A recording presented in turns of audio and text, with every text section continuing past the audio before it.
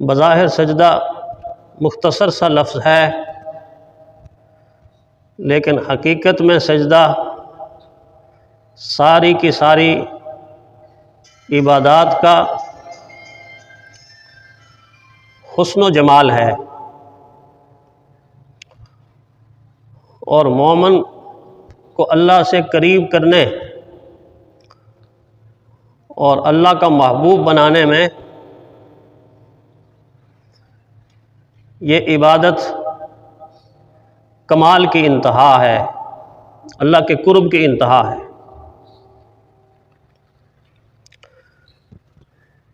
اسی کی تعلیم سے انسانیت کا آغاز بھی ہوا۔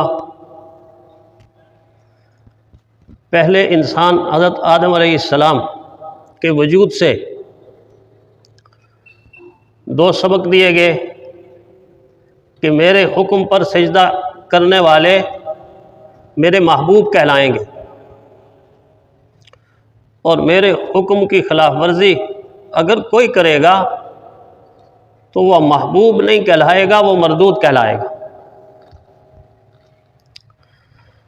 چنانچہ اللہ کی معصوم مخلوق فرشتوں نے حکم کی بجا آوری کی تو اللہ کے محبوب کہلائے، فرشتے اللہ کے محبوب ہیں۔ جبکہ شیطان کے بارے میں، ابلیس کے بارے میں فرمایا ابا واستکبر وکان من الکافرین، اس نے انکار کر دیا، اللہ کے حکم کا انکار کر دیا، فرمایا ہمیشہ کے لیے مردود ٹھہرا دیا گیا، ایک اصول قائم کر دیا۔ اگرچہ وہ نسل انسانی کے بابا اور نسل انسانی کے دادا کی عظمت کا اعتراف کرانے کا سجدہ تھا، لیکن حکم اللہ کا تھا۔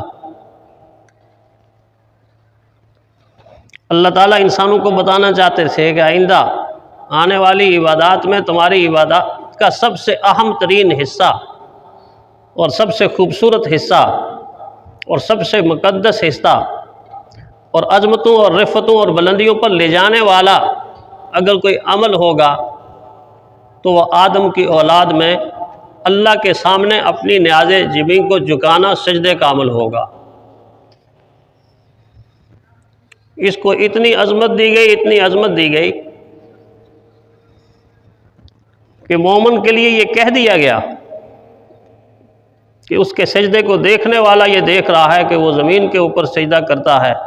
در حقیقت وہ اللہ کے عرش کے اوپر، اللہ کے قدموں کے اوپر سجدہ کر رہا ہوتا ہے۔ اتنا محبوب ترین عمل، اتنا محبوب ترین عمل،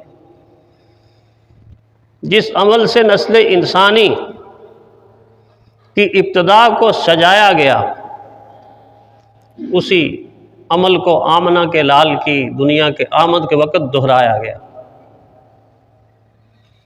رحمت کائنات صلی اللہ علیہ وسلم کی زندگی کا پہلا لمحہ اسی عمل سے شروع کیا گیا، حالانکہ ابھی آپ پر شریعت نازل نہیں ہوئی تھی۔ لیکن جب شریعت کا نزول ہوا تو کتاب ایسی کتاب دی کہ جس کے اندر جگہ جگہ سجدہ رکھ کے دیا، جگہ جگہ سجدہ رکھ دیا، دو صورتوں کو سجدے کے نام پہ لگا دیا، 14 یا 15 مقامات کے اوپر الفاظ ایسے لائے کہ جو ہی مومن تلاوت کرتا ہے تو فوراً اس کو حکم ہوتا ہے اب سجدے میں چلے جاؤ، سجدہ تم پر واجب ہو گیا، سجدہ تم پر واجب ہو گیا۔ سجدوں والی کتاب عطا کی اس سجدوں والی امت کو،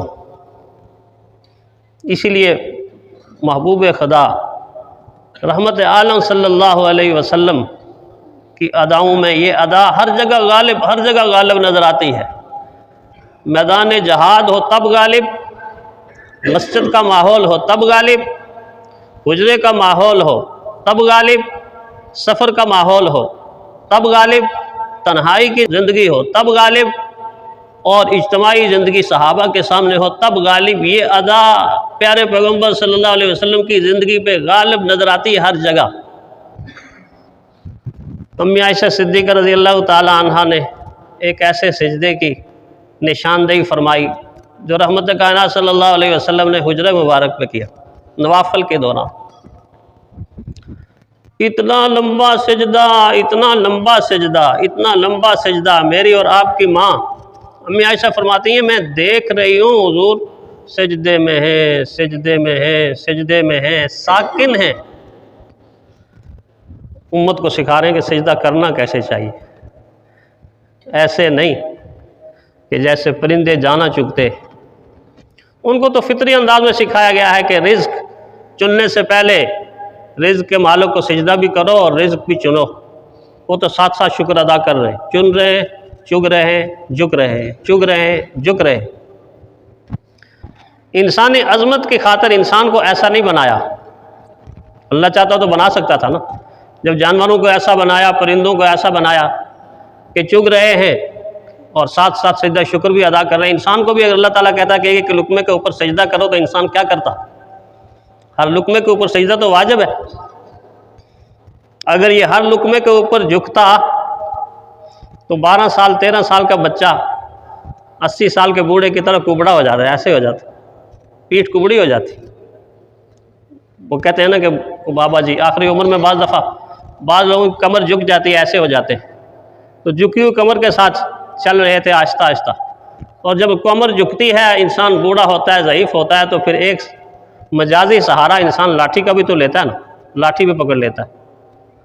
بچے تو شرارتی ہوتے ہیں، تو بچے نے جب بابا جی کو گزرتے ہوئے دیکھا تو ایک بچے نے آگے بڑھ کے کہہ دیا کہ بابا جی یہ تیر کمان کتنے کا ملا ہے؟ کمان کی شکل بھی تو یہی ہوتی ہے نا، بیچ میں تیر ہوتا ہے۔ تو بابا جی نے ایسے نگاہیں اٹھائیں اور بچے کو دیکھا اور مسکرائے۔ اچھے بابا جی تھے، ہمارے دور کے کوئی بابا جی ہوتے تو تھپڑی لگا دیتے غصے کی وجہ سے، تو ایسے اٹھا کے مسکرائے تو فرمایا بیٹا کوئی بات نہیں،